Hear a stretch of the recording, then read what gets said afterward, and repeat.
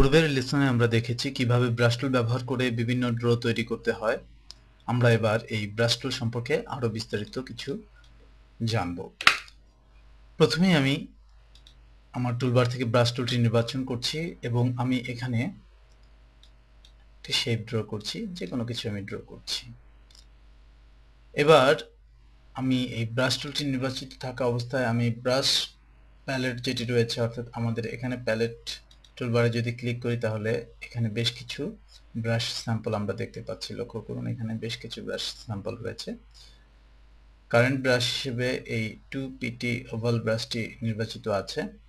আমি যদি এবার ব্রাশ চেঞ্জ করি, আমি 5PT ওভাল ব্রাশ নির্বাচন করি এবং এইবার যদি আমি এই ধরনের একটি শেপ আঁকি, দেখব যে এখানে আমার যে ড্র সেটি পরিবর্তিত হয়ে গেছে, অর্থাৎ এটি কিছুটা মোটা হয়ে গেছে আমার ড্র। ঠিক একইভাবে আমি যদি এখানে রয়েছে ফ্ল্যাট ব্রাশ, আমি এটি ব্যবহার করে এই ধরনের একটি ড্র তৈরি করলাম। লক্ষ্য করুন, এই ড্রটি এখানে এসে শুরু হয়ে গেছে এবং প্রান্তগুলো কিছুটা মোটা হয়েছে। ঠিক একইভাবে আমি যদি এভাবে আঁকি, এই অংশ সরু রয়েছে, মাঝখানটি কিছুটা কম বেশি আছে, এভাবে করে ড্র হচ্ছে। এরপর রয়েছে রাউন্ড ব্রাশ, যেটি মূলত রাউন্ড ব্রাশ শেপ দিবে, অর্থাৎ উপরে নিচে সেম ডাইমেনশনের যে বা সেম স্ট্রোকটিকে সেম আকারে ড্র করবে। এরপর এখানে 7PTর একটি ব্রাশ রয়েছে, যেটি বেশ মোটা কিছু ড্র তৈরি করছে। এরপর আমরা দেখছি 15PTর একটি ব্রাশ। যাই হোক, এরপর আমরা এখানে দেখছি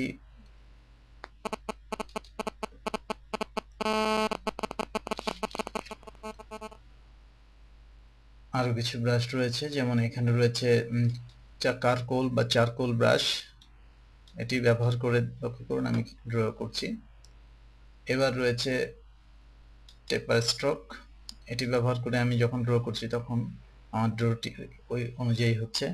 আমি যে শেপ ড্র করছি, প্রান্তগুলো সরু হয়ে যাচ্ছে। এই ধরনের অনেক ড্র মূলত আমাদের ডিজাইনকে সুন্দর করে তুলবে। আমরা পরবর্তীতে ব্যবহারগুলো দেখব। এখানে ফ্লোরাল একটি ব্রাশ রয়েছে, এটি দিয়ে আমি যদি কিছু আঁকি তাহলে এই ফুলের মতো যে প্রান্তগুলো রয়েছে সেভাবেই ড্রটি হবে। আমরা এখানে আরো কিছু ব্রাশ আছে যে ব্রাশগুলো ব্যবহার করে দেখব। লক্ষ্য করুন, এখানে প্রান্তে যে অ্যারোটি, সেই অ্যারোটি এখানে প্রদর্শিত হচ্ছে। এটি বর্ডার শেপ। লক্ষ্য করুন, এখানে আমি ঠিক যেভাবে এঁকেছি সেই অনুযায়ী এই শেপটি এখানে প্রযোজ্য হচ্ছে। আমি যদি এভাবে আঁকতাম তাহলে এই শেপটি এভাবেই প্রযোজ্য হতো। যাই হোক, এখানে আমরা বেশ কিছু ব্রাশ ব্যবহার করে দেখলাম। এবার আমরা আমাদের ড্রয়িংয়ে এই ব্রাশগুলো কিভাবে ভূমিকা রাখতে পারে আমরা তা দেখব। প্রথমেই আমি এই ব্রাশটিকে নিয়ে আমি সিম্পলি একটি আঁকছি।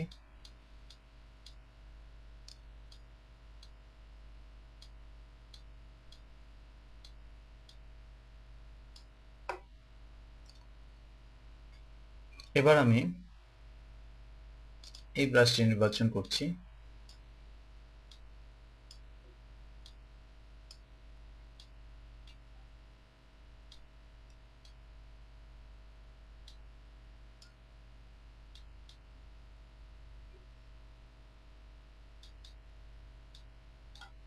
আমি এবার এই ব্রাশটি নির্বাচন করে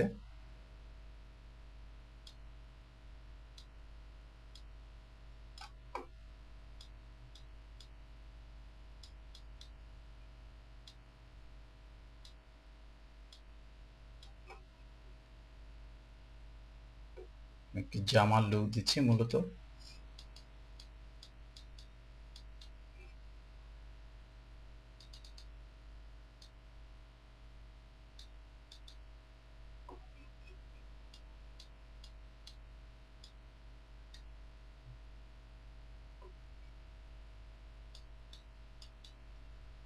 পেছনে আমি কিছু দাগ টেনে ডিজাইনটিকে লুক দিচ্ছি। মূলত এই অবজেক্টগুলো ব্যবহার করে কিভাবে আমরা যে আমাদের ডিজাইনে চেঞ্জ আনতে পারি সেটি আমরা দেখলাম। আমরা যদি কন্ট্রোল ওয়াই চেপে এই ড্রটিকে দেখি, মূলত আমরা দেখব যে ড্রটি মূলত এই ধরনের একটি ড্র, কিন্তু যখনই আমি এই ব্রাশগুলো এখানে প্রয়োগ করছি, অর্থাৎ প্রিভিউ মোডে ফিরে আসছি, তখন দেখছি যে আমার ডিজাইনের লুকসটি চেঞ্জ হয়ে যাচ্ছে।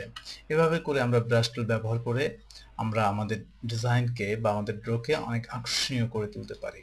এছাড়াও আমরা আমাদের এখান থেকে অসংখ্য ব্রাশ লাইব্রেরি রয়েছে, যে লাইব্রেরি ব্যবহার করেও আমরা আমাদের ডিজাইনকে সুন্দর করে তুলতে পারি। যেমন এখানে কিছু বর্ডার ব্রাশ রয়েছে। এই বর্ডার টাইপ ব্রাশ ব্যবহার করে যদি আমি কিছু ড্র করি, লক্ষ্য করুন আমি এখান থেকে এই বর্ডারটি নির্বাচন করলাম এবং আমি এই পেজের চারদিকে আমি একটি বর্ডারের মতো এঁকে দিলাম। লক্ষ্য করুন এটি একটি ফ্রেম বা একটি বর্ডার লুকস দিচ্ছে। ঠিক একইভাবে এই বর্ডারের মধ্যে আমি যদি আমি শিফট চেপে আমি একটু ড্র করছি।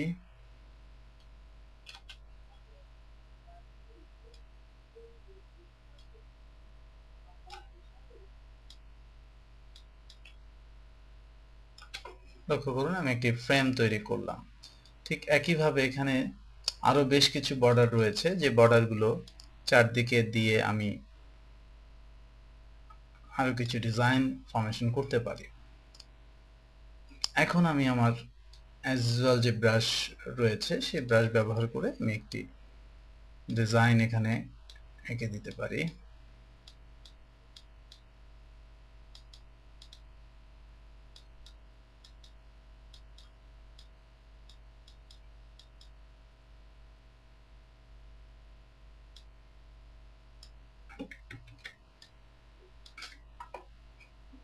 লক্ষ্য করুন একটি ডিজাইন দাঁড়িয়ে গেল। এবার আমরা আরো একটি ব্রাশ সেট লোড করব। লক্ষ্য করুন এখানে ভেক্টর প্যাকস নামে একটি ব্রাশ রয়েছে। আমি এই ধরনের একটি ব্রাশ প্যাক লোড করছি। আমি প্রথমেই একটি জেনারেল শেপ তৈরি করছি।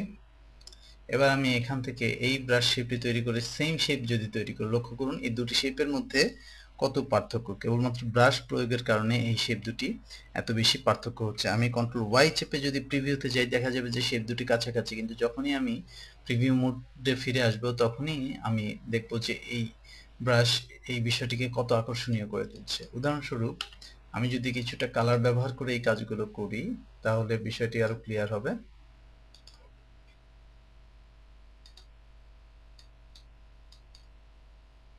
আমি কিছু ড্র করছি এখানে।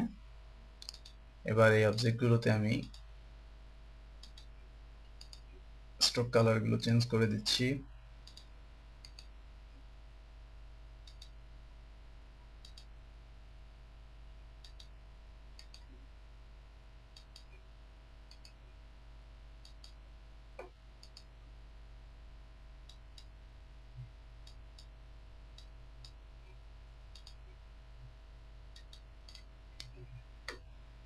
লক্ষ্য করুন এখানে আমি একটি কিছু স্ট্রোকের মাধ্যমে একটি ডিজাইন দাঁড় করালাম। ঠিক একইভাবে এবার আমি ব্রাশ প্যাটার্নটি চেঞ্জ করতে যাচ্ছি, করে আমি একটি রাউন্ডের মধ্যে নিয়ে আসলাম। আমি কন্ট্রোল এ চেপে ডিজাইনটিকে ছোট করে নিচ্ছি যাতে করে বুঝতে বা দেখতে সুবিধা হয়।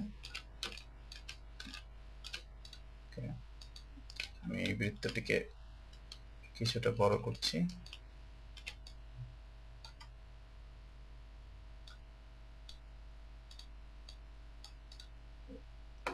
লক্ষ্য করুন এই যে বৃত্তীয় যে একটি শেপ দিলাম, এটিকে আমরা যদি শুধু কেবলমাত্র ব্রাশ প্রয়োগ করি আমরা দেখব এই শেপটি ব্রাশ পরিবর্তনের সাথে সাথে পরিবর্তিত হচ্ছে। অর্থাৎ এই শেপ একই রয়ে গেল, কিন্তু ব্রাশের স্ট্রোকটি চেঞ্জ হওয়ার কারণে এর প্রান্ত, এর যে ডিস্ট্রিবিউশন, এর যে ডেপথ, এর যে ওয়াইড ইত্যাদি বিভিন্ন বিষয়ে পরিবর্তিত হচ্ছে।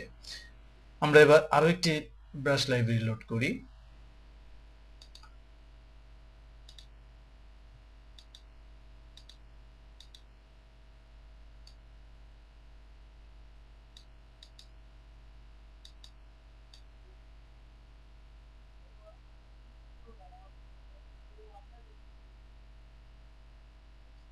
হ্যান্ড ড্রন ব্রাশ এখানে আমরা দেখতে পাচ্ছি।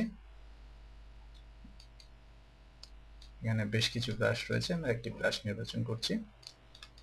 আমি মূলত এই ডিজাইনটিকে কন্ট্রোল দিয়ে মুছে দিচ্ছি। কন্ট্রোল দিয়ে সিলেক্ট করে ডিলিট চেপে মুছে দিচ্ছি। এবার আমি আঁকছি।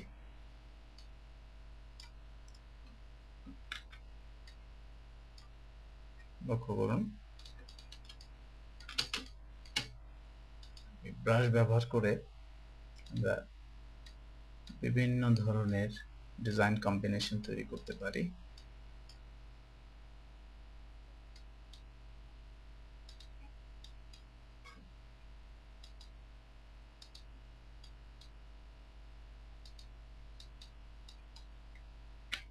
আমি কন্ট্রোল দিয়ে মুছে দিচ্ছি। ঠিক একইভাবে এখানে আরো কিছু ব্রাশ রয়েছে। যদি আমি প্রথমে আমার ব্রাশ সেটকে জেনারেল ব্রাশ করে নিচ্ছি এবং আমি এখানে কিছু ড্র করছি, লক্ষ্য করুন।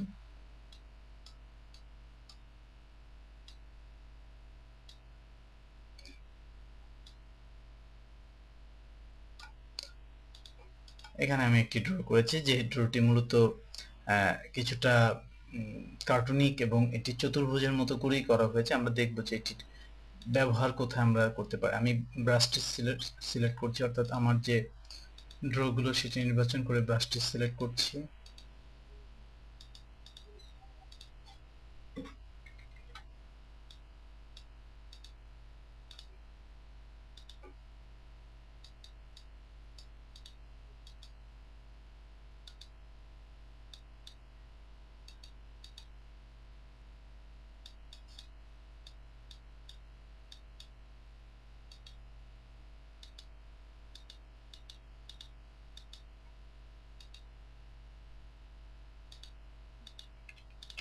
আমি এর কালার দুটি চেঞ্জ করে দিচ্ছি, ব্ল্যাক করে দিচ্ছি। নাকটি নির্বাচন করে আমি লক্ষ্য করুন আমার ডিজাইনে একটি পরিবর্তন চলে এসেছে, অর্থাৎ আমার মূল ডিজাইনটি ছিল এই, কিন্তু ব্রাশ প্রয়োগের কারণে এটি হয়ে গেছে এই ধরনের। এটি একটি এক্সাম্পল, যদিও এই এক্সাম্পলগুলো হয়তো বা এই টুলগুলো দিয়ে সত্যিকার অর্থে যত ভালো ড্র তৈরি করা যায় বা যত ভালো ধরনের ভেরিয়েশন আনা যায় সেটি হয়তো বা দেখাতে সক্ষম হচ্ছে না, কিন্তু এটি বোঝাতে সক্ষম হয়তো বা আপনাদের হয়েছে যে কিভাবে এই ব্রাশ ব্যবহার করে যে কোনো একটি সাদামাটা ড্র অত্যন্ত আকর্ষণীয় হয়ে উঠতে পারে। আমরা সর্বশেষ আরেকটি ব্রাশ সেট ব্যবহার করে দেখি।